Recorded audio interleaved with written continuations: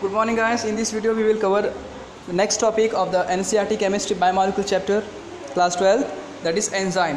आपके biomolecule chapter में enzyme बहुत ही शॉर्ट में एक्सप्लेन किया हुआ है और वैसे तो एंजाइम इतना बड़ा टॉपिक है उसके ऊपर 10 बुक्स लिखी जा सकती हैं, बट शॉर्ट में एक्सप्लेन किया हुआ है तो हम भी इसको शॉर्ट में पढ़ेंगे। तो सबसे पहले एंजाइम होता क्या है गाइस, तो एक बात याद रखिए, एंजाइम जो होता है एक बायो कैटलिस्ट होता है। देखिए यहाँ पर एक वर्ड होगा कहीं ना कहीं बायो कैटलिस्ट, कहाँ लिखा होगा, हाँ ये देखिए यहाँ लिखा हुआ है, this is the bio catalyst. Bio catalyst एक होता है कैटलिस्ट जो कि हम लोग केमिस्ट्री में बोलते हैं। तो कैटलिस्ट की डेफिनेशन क्या होती है, catalyst is nothing but that component और दैट कंपाउंड और that substance which either increase or decreases the rate of reaction without being involved in them। यानी कि जो रिएक्शन में इन्वॉल्व बिना हुए रिएक्शन की स्पीड को या तो बढ़ा दे या तो घटा दे, तो हम क्या कहते हैं कैटलिस्ट। हाँ, जनरली हम लोग यही सुनते हैं कि वो रिएक्शन की स्पीड को बढ़ाता है, मगर कुछ ऐसे भी होते हैं जो रिएक्शन की स्पीड को घटा देते हैं। As per our need we can use it. तो जो रिएक्शन की स्पीड को घटाते हैं हम उसको पॉइजन कहते हैं। क्या कहते हैं, पॉइजन। ओके, और जो बढ़ाते हैं उनको नॉर्मली कैटलिस्ट ही कहा जाता है। तो एंजाइम हमारे बॉडी में प्रेजेंट होता है। एंजाइम जो है ये बायोमोलिक्यूल है, और हम लोगों ने इससे पहले बायोमोलिक्यूल के बारे में पढ़ा हुआ है कि बायोमोलिक्यूल वो डेड मॉलिक्यूल्स हैं जिसके कारण हमारी बायोलॉजिकल लाइफ पॉसिबल होती है। समझ में आया। तो जैसे कि जो प्रॉपर्टी कैटलिस्ट की होती है वही प्रॉपर्टी एंजाइम की है। कैटलिस्ट जो होता है बहुत ही वेरी लिटिल अमाउंट में ही रिक्वायर्ड होता है और वो पूरे रिएक्शन की स्पीड को बढ़ा देता है। वैसे ही हमारे बॉडी में एंजाइम प्रेजेंट होते हैं जो हमारे बॉडी की मेटाबॉलिक एक्टिविटी को बढ़ाते हैं। They always increases the metabolic rate और metabolic activity of the body. ठीक है, देखिए यहाँ पे क्या लिखा हुआ है, उतना डीप में तो पढ़ने की जरूरत नहीं है, फिर भी थोड़ा सा पढ़ लेते हैं। And example, digestion of food, absorption of appropriable molecule, ये सारी जो चीज़ें हैं। Ultimately production of energy, this process involve the sequence of reaction and all this are occurring in body under very mild condition. This occur with the help of certain biocatalyst called as enzyme। हमारे body में हमारे भोजन का पचना, digestion होना, excretion होना, blood circulation होना, ठीक है, हमारे बॉडी में एटीपी का सिंथेसिस होना, ऑक्सीजन का हर जगह पहुंचना, सलाइवा में सब कुछ मिक्स होना एंड मच मोर थिंग। ये सारी चीज़ों में ये एंजाइम यानी बायोकैटलिस्ट की बहुत ही अहमियत होती है, बहुत बड़ा रोल होता है, इंपॉर्टेंस होता है उसका। ठीक है, अच्छा आगे पढ़ते हैं। Almost all the enzymes are globular protein. Globular क्यों, अभी हम लोगों ने प्रीवियस वीडियो में देखा था कि ग्लोबुलर प्रोटीन जो है वो पानी में घुल जाते हैं, और जब पानी में घुलेंगे वही तो हमारे ब्लड में घुलेंगे, और जब ब्लड में घुलेंगे वही तो हमारे काम के होंगे। जो नहीं घुलेगा वो हमारे काम का कैसे होगा। इसीलिए याद रखिएगा कि normally all the enzymes are globular in nature. Globular protein से बने होते हैं। This are very specific for the particular reaction. किसी रिएक्शन के लिए बहुत ही स्पेसिफिक होते हैं, मतलब कि अगर एक रिएक्शन है तो उसके लिए वो एंजाइम स्पेसिफिक रहेगा, वो किसी दूसरे रिएक्शन में कोई रोल नहीं करेगा।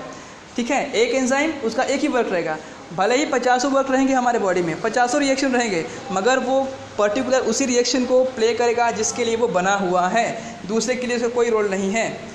This are generally named after the compound or class of compound upon which they work. Enzyme का नाम जो होता है उनके वर्क से दिया जाता है, वो जैसा काम करते हैं हम वैसा नाम देते हैं। फॉर एग्जांपल देना चाहूँगा, यहाँ पे मैं लिख रहा हूँ, देखो ये नाम आप लोगों ने सुना होगा, सेल्यूलेज सुना होगा। सेल्यूलेज क्या करता है, सेल्यूलोज को ब्रेक करता है। सेल्यूलोज को ब्रेक करने के बाद वहाँ से गैलेक्टोज और ग्लूकोज को अलग अलग निकाल देता है।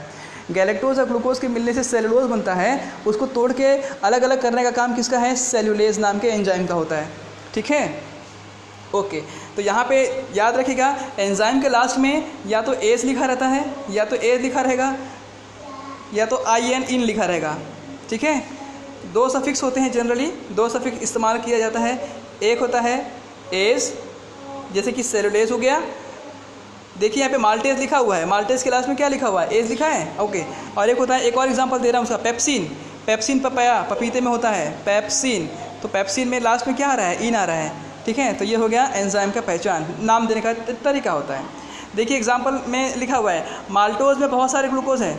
एक मिनट, ओह गॉड,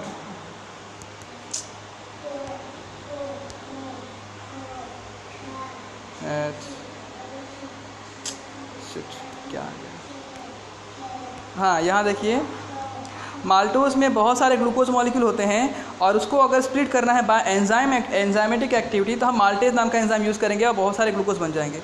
ठीक है, अच्छा और क्या लिखा हुआ है, Sometimes enzymes are also named after the reaction where they are used. For example, enzyme which catalyzes oxidation called as oxidoreductase. देखिए यहाँ पे आगे सिलेबस में दिया तो नहीं है, मैं बताना चाहूँगा दुनिया में जितने भी एंजाइम हैं उसको 6 नाम से जाना जाता है, OTHLIL। मैं बताना चाहूँगा oxidoreductase, transferases, hydrolases, lyases, isomerases and lipase. ऐसे 6 नाम हैं दुनिया में, जितने भी एंजाइम हैं दुनिया में इन सभी 6 नामों में डिस्ट्रीब्यूट किया गया है। ओके, तो इतना आपको डीप में पढ़ना नहीं है, आपको सिर्फ इतना ही पूछा जाएगा व्हाट इज एंजाइम, तो डेफिनेशन देंगे this are the biocatalyst which increase the rate of reaction in the biological life. ठीक है, एग्जाम्पल माल्टेस, और माल्टेस बोलने के बाद ये वाला रिएक्शन आप लोग लिख देंगे, फुल मार्क्स मिल जाएगा आपको। ठीक है, आप 12th सिलेबस के अकॉर्डिंग एंजाइम आप अगर ध्यान से देखें तो कितना है आप खुद भी देख सकते हैं, it is very much less, बस इतना ही है। देखिए इतने में ही एंजाइम आपका फिनिश हो गया यहाँ पर, दैट्स इट। ठीक है, ओके। और मैकेनिज्म ऑफ एंजाइम में कुछ खास नहीं है, फिर भी मैं उसको बता रहा हूँ, लिख कर बता देता हूँ उसको भी मैं। देखिए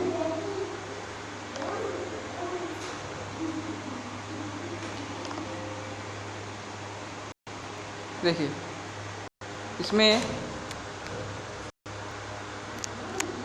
एंजाइम में enzyme plus substrate, enzyme plus substrate it gives ES complex.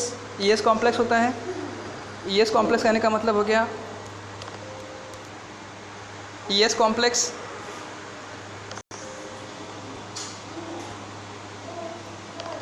एक मिनट। यस गाइस, तो हम लोग देख रहे थे एंजाइम और सबस्ट्रेट का रिएक्शन मैकेनिज्म। मैकेनिज्म में ज़्यादा कुछ लिखना नहीं है, आपको एक रिएक्शन लिख देना है बस। देखिए मैं लिख रहा हूँ यहाँ पर E + S it gives ES, इसको स्क्वायर ब्रैकेट में डाल देंगे, further it gives E + P, बस इतना ही लिखना है आपको। नाउ अब मैं इसको एक्सप्लेन कर रहा हूँ ये क्या होता है। देखिए E for enzyme, S for substrate. Enzyme जब सबस्ट्रेट के साथ कंबाइन होगा तो एक ES कॉम्प्लेक्स बनाएगा। ये ES कॉम्प्लेक्स ना तो रिएक्टेंट होता है ना तो प्रोडक्ट होता है।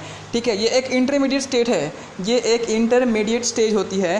बाद में यही ES कॉम्प्लेक्स यानी एंजाइम सबस्ट्रेट कॉम्प्लेक्स आगे चलकर प्रोडक्ट में कन्वर्ट हो जाएगा और ये एंजाइम अलग निकल जाएगा। देखिए हम लोगों ने क्या कहा था, एंजाइम इज़ ए बायोकैटलिस्ट। ये एंजाइम सबस्ट्रेट को प्रोडक्ट में कन्वर्ट करके अपने आप को बाहर निकाल चुका है, मतलब कि वो रिएक्शन की स्पीड को बढ़ा दिया। जो रिएक्शन 10 घंटे में होने वाली थी उसने उसको 10 मिनट में कर दिया और सबस्ट्रेट को प्रोडक्ट में कन्वर्ट करके अपने आप को बाहर निकाल दिया, वो उसमें इन्वॉल्व नहीं होता। अगर को समझना है तो बहुत ही ईजी एग्जांपल है, जैसे कि आप लोग चाय बनाते हैं, चाय में आप लोग अदरक डालते हैं, तो अदरक डालते हैं तो लास्ट में तो अदरक को छान के बाहर निकाल देते हैं। एक्चुअली ये एग्जाम्पल गलत है, सही नहीं है, मगर एक समझाने के तरीके से मैं बताना चाहूँगा। अदरक जो है चाय में इन्वॉल्व हुआ, उसका फ्लेवर, उसका सुगंध तो और उसके मॉलिक्यूल तो उसके अंदर आ गए ना, ठीक है। मगर अगर फिजिकली रूप से देखा जाए तो अदरक तो बाहर निकल गया, तो वैसे ही कैटलिस्ट भी बाहर निकल जाता है। मगर फ़र्क इतना है कि कैटलिस्ट का कोई भी पार्ट रिएक्शन में इन्वॉल्व नहीं होता, न फ्लेवर, न कलर, न कुछ भी। मगर जो है अदरक जो है उसका फ्लेवर या रंग उसमें आ जाता है। ठीक है, ओके, ये सिर्फ समझने के लिए एग्जांपल था, प्रैक्टिकली ये गलत है। ओके गाइस, इस तरीके से मैकेनिज्म में इतना ही लिखना है, जो मैंने यहाँ पे लिखा हुआ है उसी को आप लिख कर एक्सप्लेन कर देंगे, बस that's it, sufficient for that. I hope so आपको समझ में आ गया होगा। एंजाइम का टॉपिक इतना ही है आपके सिलेबस में। अगर ये वीडियो आपको पसंद आया होगा तो प्लीज़ इसे लाइक कीजिए एंड शेयर कीजिए, सब्सक्राइब कीजिए। Thank you for watching this.